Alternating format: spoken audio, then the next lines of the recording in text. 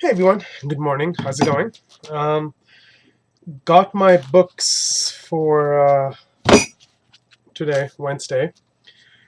Starting off with the awesome Image title, Saga number 9. Is this one here? Great title from Image if nobody has checked it out yet. In this one, you have the bounty hunter right here, who is trying to actually save that girl, the little girl, from the, I guess, a planet, or what you would call it, called Sextillion. It's where all the hookers and all that shit are. And when he went there, he ran into this little girl that's right here, who's I think 6 or a little bit older, a couple of of age. And his main thing is to get her out of there. Even if he has to come up with the money and buy her and take her to safety. Now, this guy's a very cold-hearted killer, but just to see him have that compassion towards the kid was pretty awesome. I think um, just shows a lot about his character. Um, so in this book, you have Gwendolyn, Marco's ex, who actually appears in this issue, who finds the bounty hunter and actually tells him, hey, you failed. We hired you for a reason and you haven't done your part. And then she's like, well, I'm here now to tell you that the person who killed Stack, the spider lady right here, this character, um, the king, or whatever you want to call him, he's actually here. We found him. We know we're actually not here, but we found him. We know where he is. And I know you would love to get revenge on him for killing your friend. And then Gwendolyn's like, you know what? And I want you to bring this guy in. And then he starts sensing, like, the way she's talking. So he starts sensing that, there's something more than bringing him in. You guys used to be lovers or something, or something happened. Something happened between you two. And as she's saying no, nothing, the cat in the background here is saying, liar, liar. And I'm starting to like this cat. This cat is pretty cool and funny too. Um, then she's like, why haven't you killed this thing yet? And he's like, I've tried. So the cat's pretty cool, and I guess he can just sense when people are lying or something like that, because he's done this a couple of times. And then so he's like, you know what? I'll go after her, after the person, after Marco, as long I need to first go give you the money, and I need to use that money to get the girl out. He's like, well, let me make some calls, let me go do something, and we don't have to do that. We just go get the girl.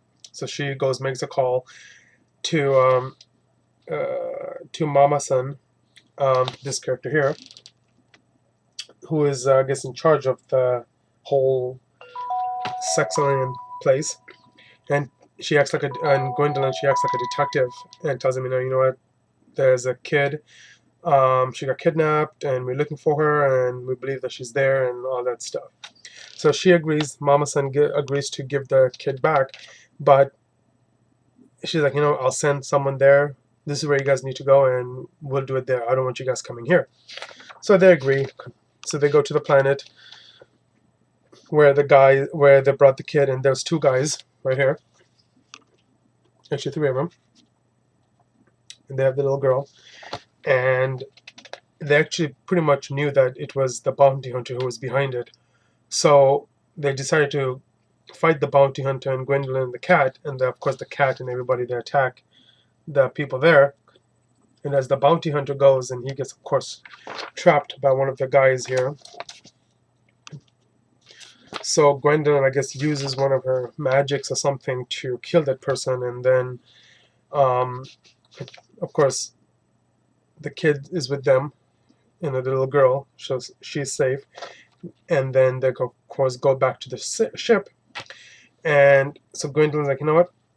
It's time to go get Marco and everything. So um, he's like, no, I'm already on it. So the little girl wakes up, and I guess the little girl has some kind of a psychic power or something like that, where I guess Gwendolyn gave Marco some kind of a ring or something, and the girl's like, um, but your necklace sounds sad. And she's like, what?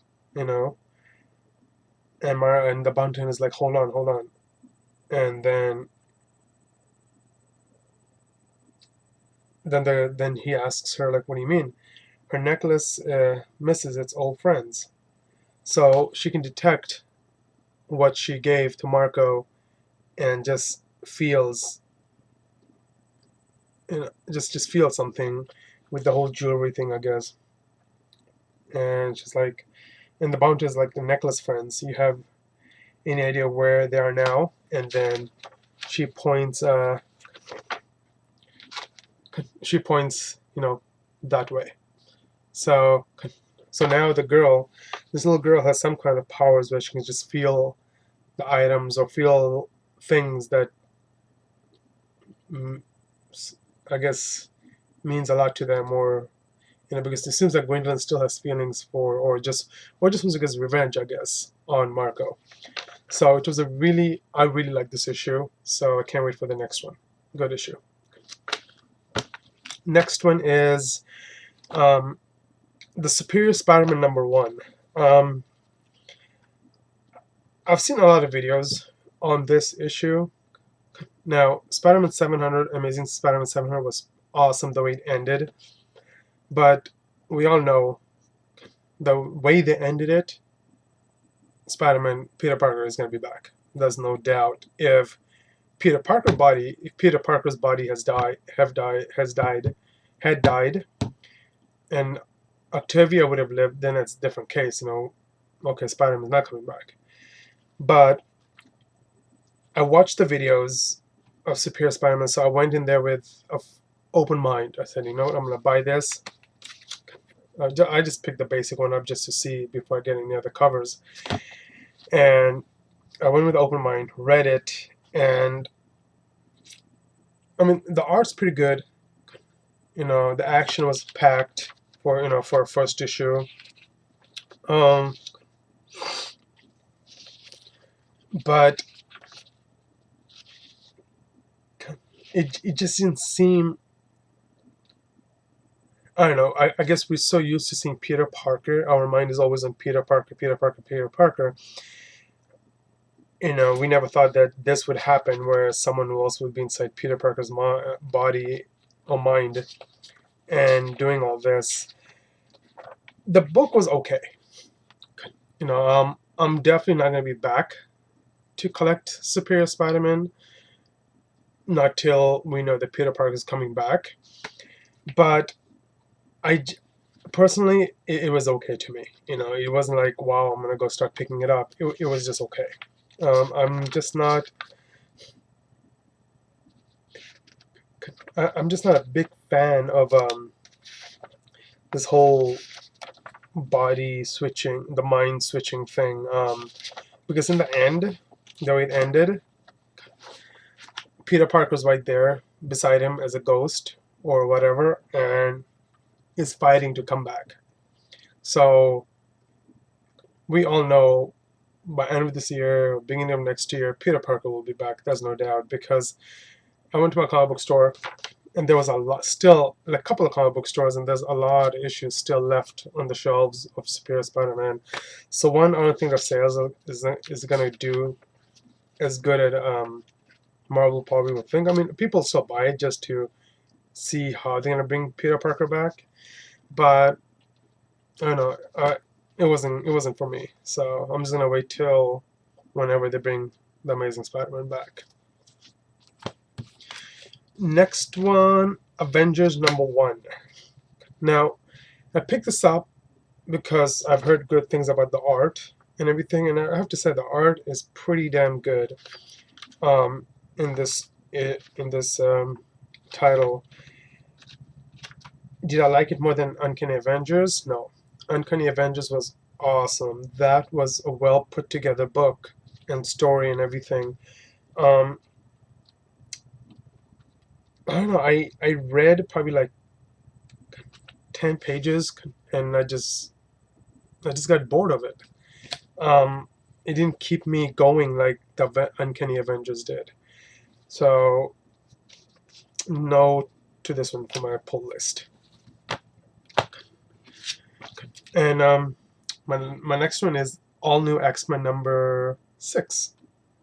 Now I got this beautiful cover with Jean Grey sitting on the chair, and you see Xavier in the back. Nice cover. And then I got this beautiful cover here, also the variant cover. Very, very nice cover, I have to say. In this one, it was mainly focused on Cyclops. Jean Grey, Kitty Pryde has taken, charge of the X-Men, the past X-Men, just to keep them safe and guide them and help them get adjusted to things. And then you have Cyclops, who's having a hard time. Cyclops is like, man, one day I was the leader, now I don't know what. He's just like, he's having a hard time adjusting to this because, well, he's the leader, and so he takes off. Then Wolverine, he's super hearing and smell and whatever, so he decides to go after Cyclops on it, because Cyclops takes off on the motorcycle, and you can see Wolverine here. He's like, what the hell? So he follows Cyclops to the town that he's headed, and then Jean Grey is just having a hard time controlling her psychic powers because she's seeing everything. So Kitty Pryde is like, you know what? Just close the doors. Just think. Just close the doors. You control your powers. Just close the doors. Just open one at a time and just listen. It's all the thoughts that you're hearing from people around you. You also have Storm here. Storm's like, Jean Grey's like, I need to find Cyclops. So as the team, So, and then Storm's like, you're the leader. Oh no, Jean Grey says Scott's the leader, and Storm's like, actually no, because everybody has a hard time trusting Cyclops. So you have to lead the team or the place. And Jean Grey's like, are we good friends? And so, are we friends? And Storm's like, actually, we are good friends. So, but as Storm is now starting to talk to Jean Grey, you can see like Kitty Pryde is kind of getting jealous, or like, what the hell, why are you interfering? Like, so because Storm is stepping on her boundaries to the whole thing. And then Cyclops goes to the city and, looks at the city, sees just the whole change, cars and houses, the way everything looks. He goes in the shop, actually, one of the liquor shops, it seems like, and he sees water. He's like, why is the water in the bottle? Something wrong with the water? What happened to the water? And so stuff like that. Then you see Wolverine actually catch up to him and take him outside. And, Wolverine's like, what the hell are you doing? And at one point, as Cyclops is explaining him, that what the hell, is going on, and why are people blaming me? Why are you blaming me? I didn't do nothing. I haven't done nothing. And there's a point here where Wolverine actually, he's like, hey, I know, what you're going through and stuff. So Wolverine actually kind of feels for him till Cyclops makes a smart remark. So there's a point here where Cyclops pushes Cyclops, and Wolverine's like, yep, unbreakable bones. So when Wolverine gets all mean, becomes all mean to Cyclops, so Cyclops is like, unbreakable bones, huh? He's like, yep. And then Cyclops just blasts Wolverine. And by the time Wolverine can react, Cyclops gets on the bike and just takes off. So Cyclops is like, you know what? I need to find out what's going on. How did I do this? Why did I do this? Like, this is not right. So that's what he wants to do. Then you see Archangel actually meeting his younger side, his past side, and they start talking about like, do like the future archangel's like, who brought you here? Beast brought you here, huh? He's like, yeah. And the past archangel's like, hey, you have steel wings. Like, how did you get it? So all that's, they're having their talk. And then towards the end, you see actually Mystique coming in now. There's someone who brings a video to him on the iPad and just starts showing him, and the guy's telling Mystique, look at it. Cyclops is blast Wolverine, but look how he is. And then Mystique's like, oh my god, he looks like he's 12. So you see Mystique right here coming, and then I guess the next issue is gonna be this one here. I am loving this X title. This is one of my favorite X titles right now, and I definitely can't wait till Uncanny X-Men comes out. I'm really excited for that to come out, so can't wait for that. My last title is Batman number 16, Death in the Family. Awesome cover right here with Joker. Of course, Batman is now in the Arkham Asylum. He's now going through different areas of the jail, and Joker's, of course, bringing him, telling him where to go. I'm thinking, because I read this, and then there's a part where you see a horse on fire coming out of another room. I mean, this is crazy. This book is so dark and twisted. I mean, it just surprises me every time I read this Batman title. And then Batman runs all into these troops, and then of course they call it the Royal Knight.